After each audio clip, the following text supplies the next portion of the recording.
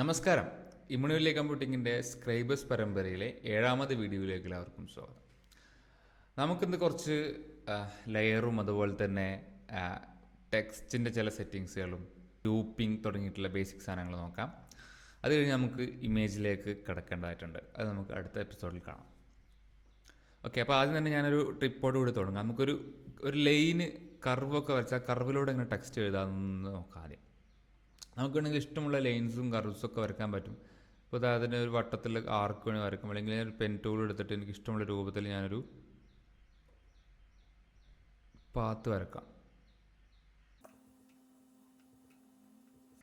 ഞാനിങ്ങനെ ഒരു പാത്ത് വരച്ചു എന്ന് വിചാരിക്കുക. ഇതൊരു പാത്താണ്, രസമുള്ള പാത്തൊന്നുമല്ല, അതൊരു പാത്ത് വരച്ചു. ഇനി ഞാൻ ടെക്സ്റ്റ് ഇവിടെ കൊണ്ടുവന്നിട്ടാണ്.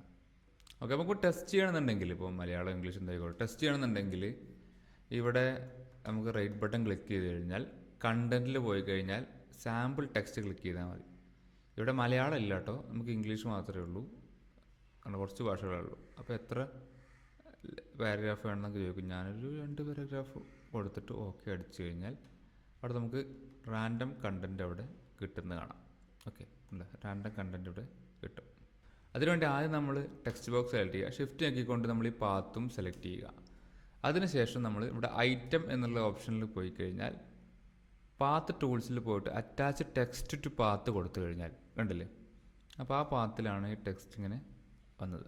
ബാക്കി അതിൽ വരില്ല, നമുക്ക് അതിൽ കൊള്ളാവുന്നതിൽ വരുള്ളൂ. ഇപ്പോൾ അതിൽ കൊള്ളാവുന്ന സാധനങ്ങൾ അതിനകത്ത് നമുക്ക് കൊള്ളിക്കാൻ പറ്റുള്ളൂ. ഇപ്പോൾ ചെറിയ ഒരു വട്ടത്തിൻ്റെ യൂട്യൂബ് വരുത്തണമെങ്കിലോ അല്ലെങ്കിൽ ഇത് നമുക്ക് കസ്റ്റം പാത്തിന് യൂട്യൂബ് വരുത്തണമെങ്കിലോ ഒക്കെ ഇങ്ങനത്തെ ഒരു ടെക്നോളജി നമുക്ക് യൂസ് ചെയ്യാം. ഇതാണ് ഇങ്ങനത്തെ സംഗതി. ഇങ്ങനെ നമുക്ക് ഇഷ്ടമുള്ള ലൈൻ സംഗതിയിൽ ചെയ്യാം. ഇനി വേണമെങ്കിൽ ഇങ്ങനെ ഒരു സാധനം വരച്ചിട്ട് അതിൽ വേണമെങ്കിൽ ചെയ്യാം. കണ്ടില്ലേ, അപ്പോൾ ഇങ്ങനെ നമുക്ക് ചെയ്യാൻ പറ്റും. നമുക്ക് ജസ്റ്റ് ഒന്ന് മലയാളം കൂടി ടെസ്റ്റ് ചെയ്ത് നോക്കാം. മലയാളം കണ്ടന്റ് കൊണ്ടുവന്നിട്ട് നമുക്ക് മലയാളത്തിൻ്റെ അവസ്ഥ എന്താ നോക്കാം. ഐറ്റിൽ പോയിട്ട് പാത്ത് ടൂൾസിൽ പോയിട്ട് അറ്റാച്ച് ടെക്സ്റ്റ് പാത്ത് കൊടുക്കാം. കണ്ട മലയാളത്തിനും കുഴപ്പമൊന്നുമില്ല, എന്ന് കൃത്യമായിട്ട് വരുന്നുണ്ട്. അപ്പോൾ ഇങ്ങനെയൊക്കെ നമുക്ക് ചെയ്യാൻ പറ്റും. ഓക്കെ, ഇതാണ് നമ്മുടെ ആദ്യത്തെ ഒരു ടിപ്പ്. അത് പോട്ടെ. ഇനി നമുക്ക് ടെക്സ്റ്റിൻ്റെ ഫ്രെയിം ഗ്രൂപ്പ് തുടങ്ങിയിട്ടുള്ള ചില വെൽഡിങ് തുടങ്ങിയിട്ടുള്ള ചില കാര്യങ്ങളൊക്കെ ഉണ്ട് നോക്കാം. അപ്പോൾ ഞാൻ ആദ്യം ക്ലിക്ക് ചെയ്തൊരു ടെക്സ്റ്റ് ഫ്രെയിം വരക്കുന്നു. ഓക്കെ, ഞാനിവിടെ പേസ്റ്റ് ചെയ്യുന്നു. കുറച്ച് കൂടുതലെടുക്കാം. ഓക്കെ, അപ്പോൾ ഇതൊരു കോളം ആണെന്ന് വിചാരിക്കുക. നമുക്ക് ചെറിയൊരു ബോക്സ് ആയിട്ട് ചെയ്യുന്നതാണെന്ന് വിചാരിക്കുക. നമുക്കതിൻ്റെ ഹെഡിങ്ങും കൊണ്ട് വിചാരിക്കുക. അപ്പോൾ നമുക്ക് ഹെഡിങ് നമ്മൾ വേറെ ഫോണ്ടിലല്ലേ കൊടുക്കുക. അപ്പോൾ ഹെഡിങ് കൊടുക്കുന്ന സമയത്ത് നമുക്ക് എന്ത് ചെയ്യുന്നത് വെച്ച് കഴിഞ്ഞാൽ ഹെഡിങ്ങിനെ മാത്രം കട്ട് ചെയ്തെടുത്തിട്ട് അതിനുവേണ്ടി നമ്മൾ എടുത്തിട്ട് നമ്മൾ പുതിയൊരു ടെക്സ്റ്റ് ബോക്സ് ഇവിടെ വരക്കുകയാണ്. ഓക്കെ, അതിനകത്ത് നമ്മൾ ഇത് പേസ്റ്റ് ചെയ്തു. എന്നിട്ട് നമുക്ക് കുറച്ചും കൂടി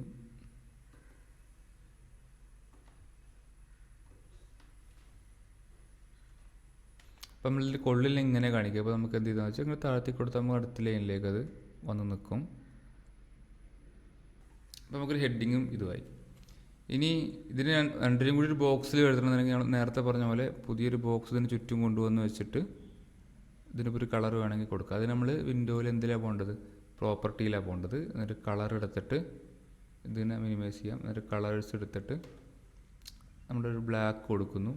ഇവിടെ കണ്ടോ ഷെയ്ഡ്, ഇത് വേണമെങ്കിൽ നമുക്കൊരു 20% കൊടുക്കാം. അപ്പോൾ 20% ബ്ലാക്കേ കിട്ടുള്ളൂ. കണ്ടില്ലേ, അപ്പോൾ അങ്ങനെ നമുക്കതിൻ്റെ ഷെയ്ഡ്, ഇപ്പോൾ അത് നീലയാണെങ്കിൽ പച്ചയാണെങ്കിൽ എല്ലാം ആണെങ്കിലും ആ 20% കിട്ടുക. ഓക്കെ, ആ ബ്ലാക്ക് തന്നെ ചൂസ് ചെയ്യുന്നു. ബ്ലാക്കിന് 20% എടുക്കുന്നു. ഈ നോക്കൗട്ട് ഓവർ പ്രിൻറ്റിങ് എന്താണെന്നൊക്കെ കുറച്ച് പ്രിൻറ്റിങ്ങിൻ്റെ സമയത്ത്, കുറച്ചും കൂടി കഴിഞ്ഞ് പ്രിൻറ്റിങ്ങിൻ്റെ സമയത്ത് നമ്മൾ പറഞ്ഞുതരാം. കുറച്ച് വളരെ ഇമ്പോർട്ടൻ്റ് ആയിട്ടുള്ള കാര്യമാണ്, അന്ന് നോട്ട് ചെയ്ത് വെച്ചോളൂ. ഞാൻ പറഞ്ഞു. ഓക്കെ, ഇപ്പോൾ എന്താ വെച്ചാൽ നമ്മൾ വരച്ച ചതുരം എല്ലാ ടെക്സ്റ്റിൻ്റെ മുകളിലായതുകൊണ്ട് നമുക്കൊന്നും കാണുന്നില്ല. അപ്പോൾ നമ്മൾ അതിൻ്റെ റൈറ്റ് ബട്ടൺ ക്ലിക്ക് ചെയ്തിട്ട് ലെവലിൽ ക്ലിക്ക് ചെയ്തിട്ട് ലോവർ ടു ബോട്ടം, അപ്പോൾ അതല്ലെങ്കിൽ എൻഡ് എന്നുള്ള കീ നമ്മൾ അങ്ങോട്ട് അമർത്തിയാലും മതി. അത് നേരെ അടിയിലേക്ക് പൊക്കോളും. ഉണ്ടല്ലേ, ഇപ്പോൾ നമ്മളിതൊരു ബോക്സിനകത്തുള്ള സംഗതിയാക്കി മാറ്റിക്കഴിഞ്ഞു. അപ്പോൾ ഹെഡിങ്ങും ഉണ്ട്, ഇതുണ്ട്. ഓക്കെ, ഇനി ഈ ഹെഡിങ്ങും ഇതും കൂടി കൂട്ടിയിട്ട് നമുക്ക് വേണമെങ്കിൽ എന്ത് ചെയ്യാം, ഐറ്റത്തിൽ പോയിട്ട് വെൽഡിങ് എന്നൊരു ഓപ്ഷൻ, അതിൽ വെൽഡ് ഐറ്റംസ് കൊടുക്കാം. ഇത് വെൽഡ് ചെയ്തുള്ള സംഗതി എന്താണെന്ന് വെച്ചാൽ നമ്മളിപ്പോൾ ഇതിനെ പിടിച്ചിങ്ങോട്ട് നീക്കിയാൽ അതിൻ്റെ പിന്നാലെ വെൽഡ് ചെയ്ത ഐറ്റത്തിൻ്റെ പിന്നാലെ നീങ്ങും. അതാണ് വെൽഡിങ് എന്ന് പറയുന്നത്. ഒന്നൊന്നുമായിട്ട് ലിങ്ക് ചെയ്തിരുന്നത് തന്നെ വെൽഡിങ് എന്ന് പറയാം. വെൽഡ് ചെയ്താൽ നമുക്ക് ഒന്ന് ഇത് എഡിറ്റ് ചെയ്യാൻ പറ്റും, ഇത് എഡിറ്റ് ചെയ്യാനൊക്കെ പറ്റും. ഓക്കെ, അപ്പോൾ ഇത് വേണമെങ്കിൽ ഞാൻ വേറെ എന്തെങ്കിലും അഡീഷണൽ നമുക്ക് ചേർക്കാൻ പറ്റും. ഓക്കെ,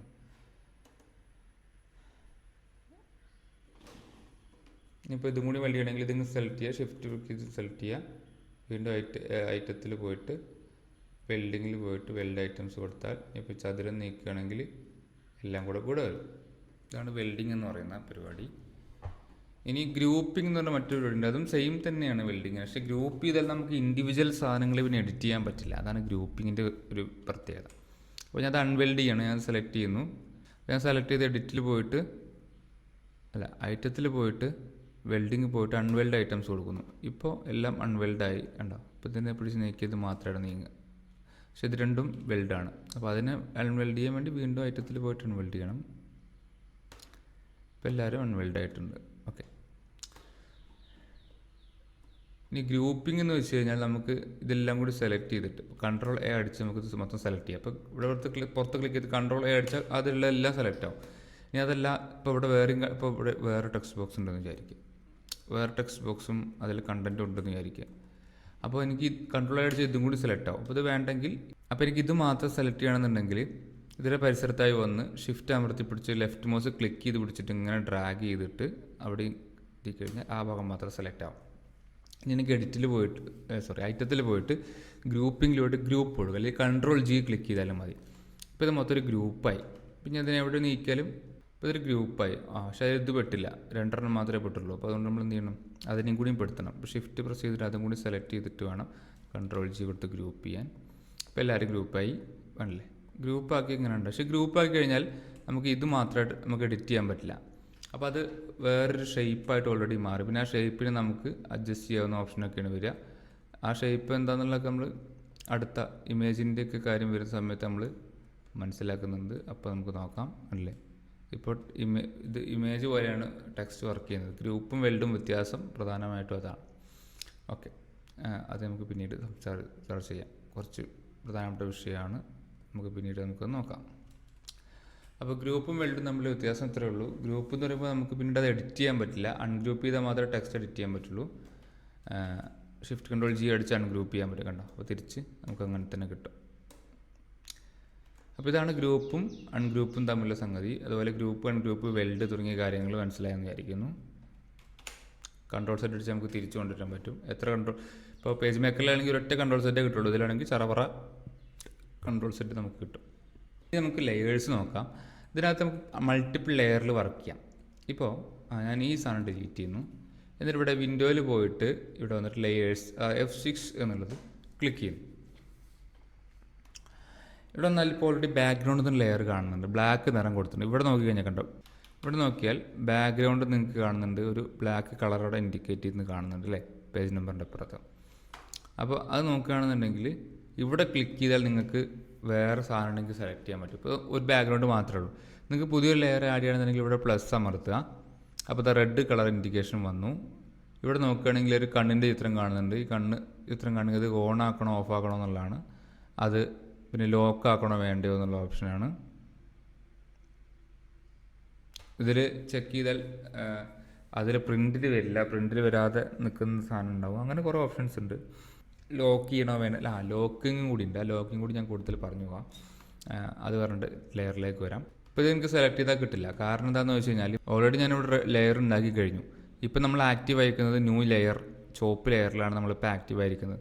അതുകൊണ്ട് ഇത് ഓൾറെഡി പഴയ ലെയറിൽ അതെനിക്ക് സെലക്ട് ചെയ്യാൻ കിട്ടണമെങ്കിൽ ഞാനിവിടെ ക്ലിക്ക് ചെയ്തിട്ട് ബാക്ക്ഗ്രൗണ്ടിലേക്ക് വന്നാൽ മാത്രമേ എനിക്കിത് പിന്നെ സെലക്ട് ചെയ്യാൻ പറ്റുള്ളൂ. ഓക്കെ, അപ്പോൾ ഞാനിപ്പോൾ പറഞ്ഞത് ലോക്കിംഗ് ആണ്. ലോക്കിംഗ് എന്ന് പറഞ്ഞു കഴിഞ്ഞാൽ ഇപ്പോൾ നമുക്ക് ഐറ്റത്തിൽ പോയി കഴിഞ്ഞാൽ ലോക്കിങ്ങിൽ ഈസ് ലോക്ക് എന്നൊരു ഓപ്ഷൻ ഉണ്ട്. അത് ക്ലിക്ക് ചെയ്ത് കഴിഞ്ഞാൽ പിന്നെ നമുക്ക് എന്ത് ചെയ്യാൻ പറ്റില്ല, അതിനൊന്നും ചെയ്യാൻ പറ്റില്ല, തൊടാൻ പറ്റില്ല, നീക്കാനും വലിക്കാനും പറ്റില്ല. ചിലർ അറിയാതെ ലോക്ക് ചെയ്തിട്ട് ഇത് അനങ്ങുന്നില്ല എന്നൊക്കെ പറഞ്ഞ് പരാതി പറഞ്ഞിട്ടുണ്ട്. അപ്പോൾ അങ്ങനെയാണ് സംഗതി. അപ്പോൾ ലോക്ക് എന്ന് പറഞ്ഞാൽ ഇതാണ്. ഇങ്ങനെ സെലക്ട് ചെയ്തിട്ട് കൺട്രോൾ എല്ലാം വർത്തി കഴിഞ്ഞാൽ അത് ലോക്കാവും. ഇപ്പോൾ നമ്മളിവിടെ നോക്കിയാൽ അറിയാം. അല്ലെങ്കിൽ റൈറ്റ് ബട്ടൺ ക്ലിക്ക് ചെയ്തിട്ട് ലോക്കിങ്ങിൽ പോയാൽ മതി. ഈസ് ലോക്ക്ഡ് എന്നാണ്. ഇപ്പോൾ ലോക്ക് പോയിട്ടുണ്ടാവും. ഓക്കെ, ഇപ്പോൾ ലോക്കായി. ലോക്കായാൽ നമുക്ക് ഇതിന് മാത്രമേ ലോക്ക് വന്നിട്ടുള്ളൂ, ഈ സാധനത്തിന് ലോക്ക് വന്നിട്ടില്ല. ഇതിനും കൂടി ലോക്ക് വരണമെങ്കിൽ ഇതും കൂടി സെലക്ട് ചെയ്തിട്ട് നമ്മൾ എന്ത് ചെയ്യണം, ലോക്ക് കൊടുക്കണം. ഓക്കെ, ഇപ്പോൾ എല്ലാം ലോക്കായി ഉണ്ടോ. അപ്പോൾ നമുക്കൊന്നും അനക്കാൻ പറ്റില്ല അവിടെ നിന്ന്. ഇപ്പോൾ ഒക്കെ ലോക്ക്ഡാണ്. ലോക്കായതാണ് സംഭവം, അനക്കാൻ പറ്റില്ല. ഇനി വീണ്ടും സെലക്ട് ചെയ്തിട്ട് കൺട്രോൾ എല്ലാം അടിച്ചാൽ വീണ്ടും അത് അൺലോക്ക് ആവും. ലോക്ക് ചെയ്യാൻ അൺലോക്കിന് സെയിം കീ ആണ്. കൺട്രോൾ എല്ലാം അടിച്ചാൽ ഒരു ലോക്ക് ആവും, വീണ്ടും കൺട്രോൾ എല്ലാം അടിച്ചാൽ അൺലോക്ക് ആവും. ഇനി സൈസ് ലോക്ക് എന്നുള്ള പരിപാടി ഉണ്ട്. ഇപ്പോൾ ഞാൻ ഇതിനെ ഇവിടെ ഇങ്ങനെ കൊണ്ടുവന്നിട്ട് ഇങ്ങനെ നിർത്തിയെന്ന് വിചാരിച്ചു. എന്നിട്ട് ഞാൻ ഇവിടെ റൈറ്റ് ബട്ടൺ ക്ലിക്ക് ചെയ്തിട്ട് ലോക്കിങ്ങിൽ പോയിട്ട് size is lock, shift control size is locked എന്ന് കൊടുത്താൽ സൈസ് ലോക്ക്ഡ് ആവും. പിന്നെ ഞാൻ എന്ത് തന്നെ ശ്രമിച്ചാലും ഇത് താഴത്തേക്ക് വലിക്കാനുള്ള ഓപ്ഷൻ കിട്ടില്ല. ആണല്ലേ, ഇവിടെ താഴത്തേക്ക് വലിക്കാനുള്ള ഓപ്ഷൻ ഇല്ല. അതായത് ഈ കണ്ടന്റ് ബാക്കിയോടെ കിടക്കും. അപ്പോൾ സൈസ് ലോക്കായി പോകും. അതിനപ്പുറത്തേക്ക് ആ സൈസ് നമുക്ക് വലുതാക്കാൻ പറ്റില്ല. അതാണ് സൈസ് ഈസ് ലോക്ക്ഡ് എന്ന് പറഞ്ഞു കഴിഞ്ഞാൽ. ചിലർ അറിയാതെ ഇങ്ങനെ അബദ്ധം ചെയ്തിട്ട് ടെക്സ്റ്റ് നമുക്ക് കിട്ടുന്നില്ല എന്ന് പറയാറുണ്ട്. അപ്പോൾ ഇതാണ് സൈസ് ലോക്ക് എന്ന് പറയുന്നത്. ഷിഫ്റ്റ് കൺട്രോൾ എല്ലാണ് ആ ലോക്കിൻ്റെ കീ. അതടിച്ചാൽ നമുക്ക് ലോക്ക് ചെയ്യാൻ അൺലോക്ക് ചെയ്യാൻ പറ്റും. ഇപ്പോൾ ലോക്ക് അൺലോക്ക് ആയതുകൊണ്ട് ഇപ്പോൾ നമുക്ക് വിളിച്ചാൽ കിട്ടുന്നുണ്ട്. കണ്ടില്ലേ, അത് വലിച്ചാൽ കിട്ടുന്നത് കാണാം. ഈ കീ വരുമ്പോൾ, ഈ ഒരു ആരമാർക്ക് വരുമ്പോൾ നമുക്ക് ചെറുതാക്കാനും വലുതാക്കാനും പറ്റും. ഇനി ഷിഫ്റ്റ് സൈസ് ലോക്ക് ചെയ്താൽ നമുക്ക് വലിക്കുള്ള സിമ്പിൾ വരില്ല. അൺലോക്ക് ചെയ്താൽ വീണ്ടും നമുക്ക് സിമ്പിൾ വരുന്നത് കാണാം. അപ്പോൾ ഇതാണ് ലോക്കിങ്ങും അൺലോക്കിങ്ങും. ഇനി നമുക്ക് ലെയറിൻ്റെ കാര്യത്തിലേക്ക് ഇങ്ങനെ തിരിച്ചു പോകാം. അപ്പോൾ നമ്മൾ ലെയർ ഇവിടെ ഉണ്ടാക്കിയിട്ടുണ്ട്. ഇപ്പോൾ നമ്മൾ ബ്ലാക്ക് ലെയറിലാണ് വർക്ക് ചെയ്തുകൊണ്ടിരിക്കുന്നത്. ഞാൻ റെഡ് ലെയറിലേക്ക് പോകുന്നു. ഇപ്പോൾ റെഡ് ലെയർ ഇവിടുന്ന് ലെയർ സെലക്ട് ചെയ്യുക, ഇവിടുന്ന് ലെയർ സെലക്ട് ചെയ്യാം. ഇനി ഞാനിവിടെ ഒരു സ്റ്റാർ വരക്കുന്നു. അതിനൊക്കെ 4 പോയിൻ്റ് നമ്മളൊന്ന് കൊടുത്തു വെച്ചിട്ടുണ്ട്. ഓക്കെ, അങ്ങനെ സാധനം വരക്കുന്നു. അതിന് വിൻഡോയിൽ പ്രോപ്പർട്ടിയിൽ പോയി ഞാനൊരു കളറൊക്കെ കൊടുക്കുന്നു. സ്ട്രോക്ക് വേണമെങ്കിൽ കൊടുക്കാം. സ്ട്രോക്കിൻ്റെ ഇത് മാറ്റുന്നത് ഇവിടെയാണ്. അതൊക്കെ ഞാൻ പിന്നീട് പറഞ്ഞുതരാം കേട്ടോ.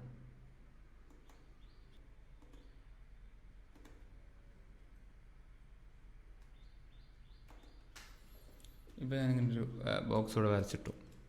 അതുപോലെ ഇതിനകത്ത് വേറെ ടെക്സ്റ്റ് ഫ്രെയിം ഞാൻ കൊണ്ടുവന്നിട്ടാണ്. ഇപ്പോൾ കണ്ടു, ഞാൻ ബാക്ക്ഗ്രൗണ്ട് ലെയർ ഇവിടെ പ്രിവ്യൂ ഓഫ് ചെയ്തപ്പോൾ എനിക്ക് ഈ ലെയർ മാത്രം കാണാൻ പറ്റി. അതുപോലെ ഈ ലെയർ പ്രിവ്യൂ ഓഫ് ചെയ്തപ്പോൾ എനിക്ക് ഈ ലെയർ മാത്രം കാണാൻ പറ്റും. അങ്ങനെ ലെയറുകൾ മാത്രമായിട്ട് നമുക്ക് ഇവിടെ ഇടാൻ പറ്റും എന്നുള്ളതാണ്. അപ്പോൾ ഏത് ലെയറാണ് ആക്റ്റീവ് ആയിട്ടുള്ളത് അതിൽ മാത്രമേ നമുക്ക് തൊടാൻ പറ്റുള്ളൂ. ഇപ്പോൾ ഇതിൽ എനിക്ക് തൊടാൻ പറ്റുന്നില്ല, ഇതിൽ മാത്രമേ എനിക്ക് തൊടാൻ പറ്റുന്നുള്ളൂ. അങ്ങനെ നമുക്കൊരു ലെയർ ഉണ്ടാകും. ഇപ്പോൾ ചിലപ്പോൾ ചില പേജിൽ എന്തെങ്കിലും സ്പെസിഫിക് ഡാറ്റ നമുക്ക് പ്രിൻറ്റ് ചെയ്യേണ്ടതായിട്ട് വരും. അത് ചിലപ്പോൾ എന്താ പറയുക, എപ്പോഴും വേണ്ടി വരില്ലായിരിക്കും. അപ്പോൾ അങ്ങനത്തെ സന്ദർഭങ്ങളിലൊക്കെ നമുക്ക് ഈ ലെയറിൽ എപ്പോഴും ഇത് കിടന്നോട്ടെ നോക്കാം. എന്നിട്ട് നമുക്ക് ആവശ്യമുള്ള സമയത്ത് മാത്രം ലെയർ ഓൺ ആക്കി കൊടുക്കാം. അങ്ങനെയൊക്കെ നമുക്ക് വർക്ക് ചെയ്യാൻ പറ്റും. അപ്പോൾ ലെയറിൽ നമുക്ക് ഉണ്ടാക്കി വെച്ചിട്ട് ആവശ്യമുള്ള ലെയർ മാത്രം ഓൺ ആക്കിയിട്ട് നമുക്ക് ചെയ്യാൻ പറ്റും. ആ ലെയറിലുള്ളത് മാത്രം എഡിറ്റ് ചെയ്ത് വർക്ക് ചെയ്യാൻ പറ്റും. അതാണ് ഈ ലെയറിൻ്റെ പ്രത്യേകത. നമുക്ക് ഇവിടെ പ്രത്യേകം ശ്രദ്ധിക്കുക, ഏത് ലെയറിലാണ് കിടക്കുന്നത് നോക്കിയാൽ നമുക്ക് ആ ലെയറിലുള്ളത് നമുക്ക് എഡിറ്റ് ചെയ്യാൻ വേണ്ടി പറ്റുകയുള്ളൂ. അതുപോലെ തന്നെ ഓരോ ലെയറിൻ്റെ, ഇപ്പോൾ ഈ ലെയറിനെ ഞാൻ റെഡ് സെലക്ട് ചെയ്തിട്ട് ഈ ലെയറിനെ വേണമെങ്കിൽ എനിക്ക് ഇതിൻ്റെ മുകളിൽ കൊണ്ടുവന്നൊക്കെ വെക്കാം. അപ്പോൾ അങ്ങനെ വെക്കുന്ന സമയത്ത് നമുക്കിത് തമ്മിലുള്ള ഒപ്പാസിറ്റി, ഇപ്പോൾ റെഡ് ലെയറിൻ്റെ ഒപ്പാസിറ്റി വേണമെങ്കിൽ കുറക്കും. ഒപ്പാസിറ്റി എന്ന് പറഞ്ഞാൽ തെളിച്ചാണ്. ഞാനിപ്പോൾ ഒരു 20% കൊടുക്കാമെന്ന് വിചാരിച്ചു. അപ്പോൾ ആ ലെയറിൻ്റെ ഒപ്പാസിറ്റി കുറയ്ക്കുന്നത് നമുക്ക് കാണാം അല്ലേ, ഒപ്പാസിറ്റി. അതുപോലെ തന്നെ ഒരു ബ്ലെൻഡിങ് മോഡുണ്ട്, രണ്ടെണ്ണം തമ്മിൽ ബ്ലെൻഡ് ആവുന്ന മോഡുണ്ട്. ഫോട്ടോഷോപ്പിലുള്ള പരിപാടി തന്നെയാണ്.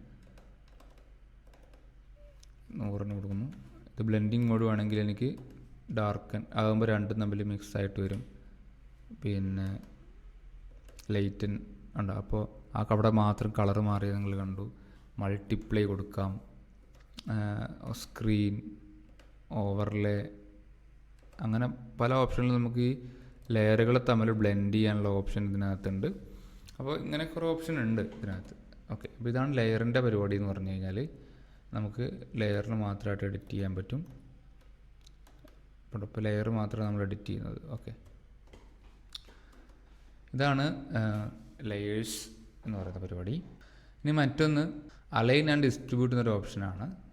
ഇത് നമുക്ക് ഇപ്പോൾ ഉദാഹരണം പറയുകയാണെങ്കിൽ ഇപ്പോൾ ഈ ഒരു ടെക്സ്റ്റും നമുക്ക് ഒരു ലെയറിൽ തന്നെ വർക്ക് ചെയ്യാം, 2 ലെയറിൽ വർക്ക് ചെയ്യേണ്ട. അപ്പോൾ ബാക്ക്ഗ്രൗണ്ട് എടുക്കുന്നു, ഇതിനെ ഇതുപോലെ അല്ല എടുക്കുന്നത്. അപ്പോൾ എനിക്ക് വേണമെങ്കിൽ ഇതിനെ ബാക്ക്ഗ്രൗണ്ടിൽ നിന്ന് എനിക്ക് സെൻഡ് ടു കൊടുത്തു കഴിഞ്ഞാൽ സെൻഡ് ടു ലെയർ കൊടുത്തിട്ട് ബാക്ക്ഗ്രൗണ്ടിൽ നിന്ന് സെലക്ട് ചെയ്യുക. അപ്പോൾ ബാക്ക്ഗ്രൗണ്ടിലേക്ക് പോകും. ഇപ്പോൾ ഈ ലെയർ എന്ന് പറയുന്നത് നമുക്ക് ബാക്ക്ഗ്രൗണ്ടിൽ കിട്ടി. 2 ബാക്ക്ഗ്രൗണ്ടിൽ കിടക്കാം. ഇനി ഞാൻ എന്ത് ചെയ്യുന്നു വെച്ച് കഴിഞ്ഞാൽ ഇതിനെ എനിക്ക് അലൈൻ ചെയ്യണം, ഇതിന്. അപ്പോൾ ഞാൻ ഇവിടെ സെലക്ട് ചെയ്തിട്ട് ഇതിന് സെലക്ട് ചെയ്യുന്നു. ഇനി ഇവിടെ അലൈൻ എന്നൊരു ഓപ്ഷനിൽ വന്നു കഴിഞ്ഞാൽ ഫസ്റ്റ് സെലക്റ്റഡ്, ആദ്യം സെലക്ട് ചെയ്തതിന് അനുസൃതമായിട്ടാണ് എന്ത് ചെയ്യേണ്ടത്, അലൈൻ ചെയ്യേണ്ടത്. ഓക്കെ, അപ്പോൾ ഇവിടെ കണ്ടാൽ നമുക്ക് വെറുതെ മൗസ് വെച്ചാൽ കാണാം align right side of the edge, align left side. അപ്പോൾ നമുക്ക് രണ്ടിനും ടോപ്പ് അലൈൻ ചെയ്യണമെന്ന് വിചാരിച്ചു. അപ്പോൾ ഇവിടെ എഴുതിയിട്ടുണ്ട് അലൈൻ ടോപ്സ്. ക്ലിക്ക് ചെയ്ത് കഴിഞ്ഞാൽ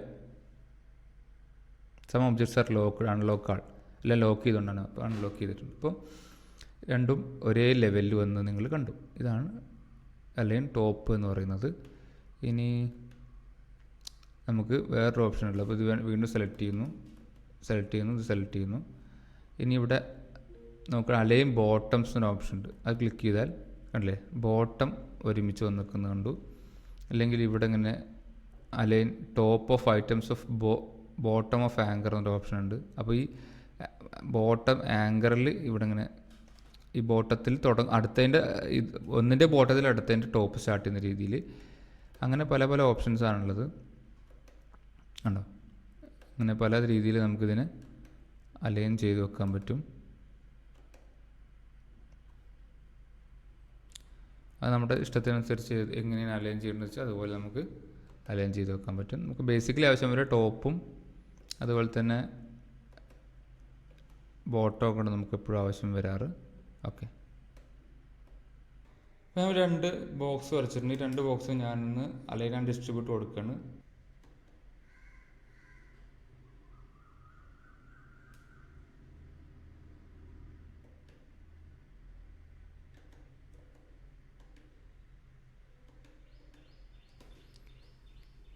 അപ്പോൾ ഇങ്ങനെ ഇതിൽ കുറേ ഓപ്ഷൻസ് ഉണ്ട്. ഇത് നിങ്ങൾ നോക്കിയാൽ മതി. ജസ്റ്റ് ഒന്ന് മൗസ് കൊണ്ടുവച്ചാൽ അറിയാം. അപ്പോൾ ഇവിടെ make horizontal gaps between items and sides of page equal എന്നാണ്. അതുപോലെ വെർട്ടിക്കൽ ഗ്യാപ്പ് ഈക്വൽ ആക്കാൻ, അങ്ങനെ മൊത്തത്തിൽ ഡിസ്ട്രിബ്യൂട്ട് ചെയ്യാൻ വേണ്ടിയുള്ള കുറേ ഓപ്ഷൻസ് ആണ് ഇതിനകത്തുള്ളത്. ആണല്ലേ. അപ്പോൾ ഇവിടെ ആണെങ്കിൽ നമ്മൾ വെറുതെ മൗസ് കൊണ്ടുവച്ചാൽ അറിയാം എന്തായാലും. Make horizontal gaps between items equal to value specified. നമ്മൾ എത്ര വാല്യൂ ആണ് സ്പെസിഫൈ ചെയ്യുന്നത് അതനുസരിച്ചിട്ട് നിൽക്കണം എന്നുള്ളത്. അങ്ങനെ കുറേ ഓപ്ഷൻസ് ഉണ്ട്. അത് വെച്ച് നമുക്കിതിനെ അലൈൻ ചെയ്യാം. ഓക്കെ, ഇതാണ് ഡിസ്ട്രിബ്യൂട്ട് എന്ന് പറയുന്നത്. അപ്പോൾ അലൈൻ നമുക്ക് ഏറ്റവും കൂടുതൽ ആവശ്യം വരുന്നത് സെലക്ട് ചെയ്തിട്ട് രണ്ടിൻ്റെ ഒപ്പാക്കണം. ഇപ്പോൾ അലൈൻ ചെയ്യുകയാണെങ്കിൽ ഞാൻ ഇവിടെ ക്ലിക്ക് ചെയ്ത് രണ്ടും സെലക്ട് ചെയ്തിട്ട് ഇവിടെ ടോപ്പ് കൊടുത്ത് രണ്ടും ഒരേ ലെവലിൽ വന്ന് നിൽക്കുന്നത് കാണാം. ഇനി ഇവിടെ ഫസ്റ്റ് സെലക്ടിന് പകരം ഞാൻ പേജാണ് സെലക്ട് ചെയ്യുന്നുണ്ടെങ്കിൽ സെലക്ട് ചെയ്തിട്ട് നമ്മൾ ബോട്ടം കൊടുക്കുകയാണെന്നുണ്ടെങ്കിൽ പേജിൻ്റെ ബോട്ടത്തിലാണ് പോയി നിൽക്കുക. കണ്ടില്ലേ, അങ്ങനെയാണ് അതിൻ്റെ പരിപാടി. ഓക്കെ, അപ്പോൾ അത് മനസ്സിലായെന്ന് കരുതുന്നു. അപ്പോൾ ഇന്നത്തെ വീട്ടിൽ കവർ ഉദ്ദേശിക്കുന്നത് ഇത്രയായിരുന്നു. അപ്പോൾ ബാക്കി കാര്യങ്ങളുമായിട്ട് മുന്നിലേക്ക് അടുത്ത എപ്പിസോഡിൽ വരാം. അപ്പോൾ നന്ദി, നമസ്കാരം.